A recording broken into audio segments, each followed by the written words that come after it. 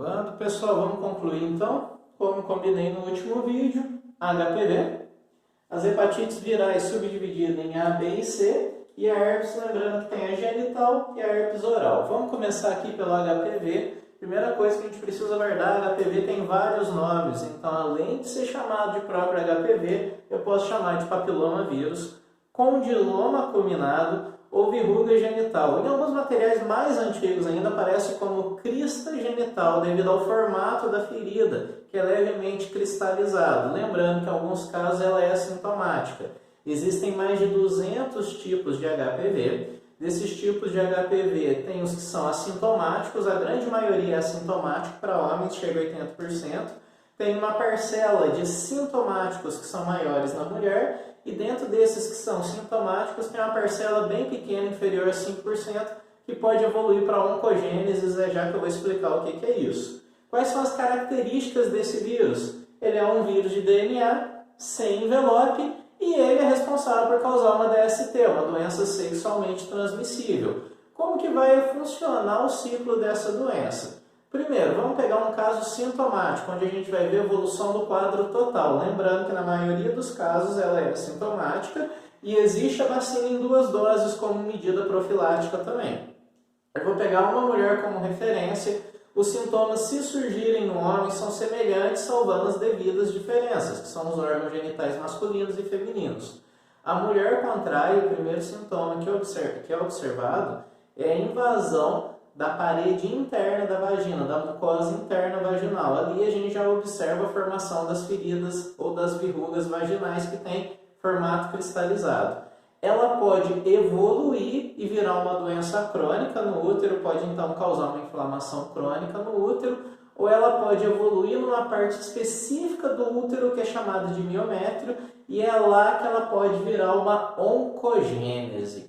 São vírus que causam doenças, mas que também podem causar mutações nas células, e essas mutações podem desencadear a formação de tumores. É justamente isso, a gente estuda desde o começo que o vírus tem capacidade de se inserir no material genético da célula que ele está parasitando.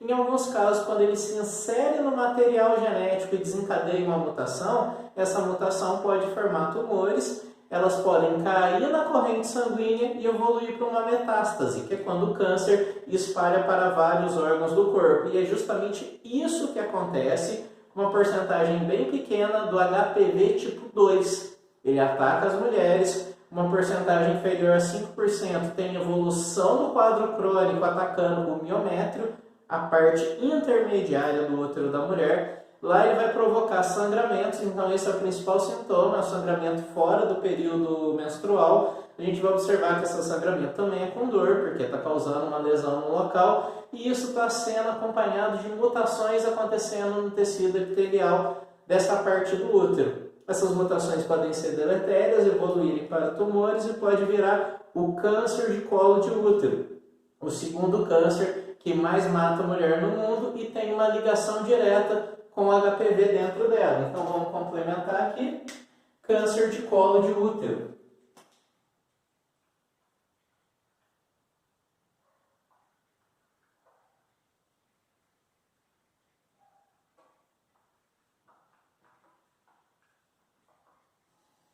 Segundo grupo aqui para a gente ver as hepatites virais. As hepatites virais são divididas entre A, que tem um vírus de RNA de cadeia simples, mas que não é envelopado. O vírus B, que a gente vê que é um tipo de retrovírus, é aquele que apresenta a transcriptase reversa, que a gente viu muito no HIV. E o C, que é um vírus de cadeia positiva, só que diferente do A, ele é envelopado. O que é a primeira coisa que a gente precisa guardar? Para a variável A e para a variável B existe vacina, então existe uma medida profilática. Para a variável C existe tratamento com antivirais, tratamentos que vão minimizar os sintomas, mas que não vão retirar o vírus dentro do organismo da pessoa. Lembra que a gente deixou isso muito claro, os vírus não vão ser mortos por medicamento, o medicamento consegue inibir a ação deles, consegue inibir a invasão dele nas células, mas tudo isso só funciona se o organismo da pessoa tiver uma imunidade suficiente para dar continuidade ao trabalho, por meio da produção de anticorpos. No caso aqui da hepatite C, a gente vai ver que a pessoa vai ter que conviver com esse vírus para o resto da vida. Então vamos ver a diferença entre eles, porque é da diferença que são explorados nos vestibulares. Primeira diferença, a hepatite A, a gente contrai ela pelo contato com os alimentos, então falta de higiene, compartilhamento de alimentos, alimentos não lavados, e é uma doença associada ao saneamento básico, porque ela também é contaminada por meio das fezes. Então, uma região onde não tem saneamento básico, a gente vai ver um aumento no número de casos. Qual que é o principal sintoma para a hepatite A? Lembrando, esse sintoma, a icterícia, vale para B, vale para C também, mas ela é mais evidente na hepatite A. A icterícia é quando a gente observa uma tonalidade amarela na pele da pessoa, nos olhos da pessoa, é porque esses vírus atacam principalmente os hepatócitos. É um vírus de alta especificidade. Hepatócitos, são células do fígado. O que acontece no processo quando o vírus ataca esses hepatócitos e a pele da pessoa vai ficar levemente amarelada? É porque no processo de ataque lá no fígado é liberada uma substância chamada bilirrubina. E essa bilirrubina é o que dá o aspecto amarelado nos olhos, no sangue, faz parte do nosso plasma sanguíneo, porque participa do processo de renovação de hemácias. Então, um ponto importante para guardar é que icterícia é observada nas 3 hepatites, mas ela é mais evidente na hepatite A. Lembrando também, nas 3 hepatites existe uma especificidade viral pelos hepatócitos, células do fígado. E para B aqui, agora a gente vai ver um retrovírus. Ele apresenta transcriptase reversa para inverter o processo de produção de transcrição e tradução, como a gente viu no HIV e como a gente viu nas aulas introdutórias sobre vírus.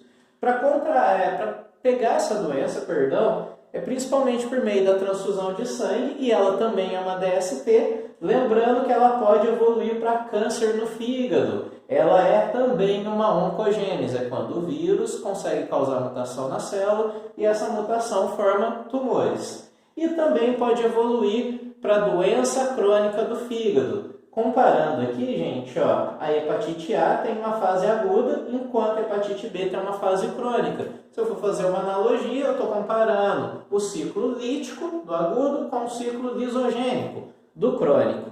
E o último aqui, o C, ele é o mais raro aqui porque ele é assintomático, significa que não vai apresentar sintomas na grande parte dos portadores, significa que a maior parte do tempo ele vai reproduzir pelo ciclo lisogênico também. Eu também contamino por ele por meio de transfusão e DSTs, só que ele é assintomático e ele é tratado com antivirais. Esses antivirais vão inibir o seu desenvolvimento. Não tem vacina para ele. Esses 3 pontos, então, são relevantes para os vestibulares. E agora a gente vai para a herpes, gente. A herpes, a parte final, o vírus causador da herpes é o HSV1 e o HSV2 está colocado aqui no quadro. HSV1 vai ser responsável pela herpes genital e HSV2 vai ser responsável pela herpes oral. A herpes é muito simples, é aquela ferida levemente amarelada que a gente observa no canto da boca de algumas pessoas. Aquele líquido amarelo é o excesso de linfa, porque foi desencadeada uma resposta imunológica quando o vírus começou a se multiplicar no tecido conjuntivo e no tecido epitelial, e aquilo é uma resposta que pode durar de 3 a 7 dias, isso, é claro, vai ser variável. De cara, gente, o vírus permanece dentro da pessoa, o vírus não é eliminado. Quando a imunidade da pessoa baixa, o vírus volta a multiplicar. Enquanto isso, ele fica dormente dentro da pessoa, muito semelhante a outros vírus que a gente estudou. Vamos ver os principais sintomas para diferenciar a herpes genital da oral e a gente finaliza com duas informações importantes aqui. Primeiro, gente, acabando aqui já a bateria, vou correr um pouco. Sintomas do HSV1, que é genital. Primeiro, a herpes genital, meio óbvio. Segundo, faringite. Lembrando que faringite pode acontecer na oral também, mas é mais comum na herpes genital, por isso que eu dei evidência. Vai ter infecção na pele das unhas, essa infecção levemente amarelada, aqui na região de cima e na região de baixo. E infecção nas pálpebras também, lembrando muito